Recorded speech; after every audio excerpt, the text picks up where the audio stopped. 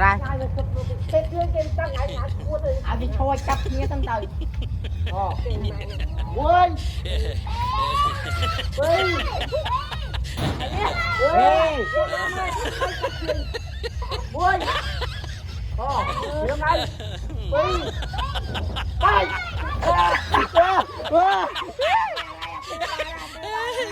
อะไรพี่อะไรตัดเสือมาแล้ว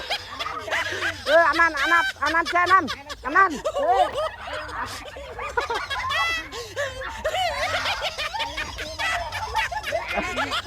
สุนัขเตี้ยก็มาเยอะว่าสุนัขเตี้ยก็มาเยอะว่า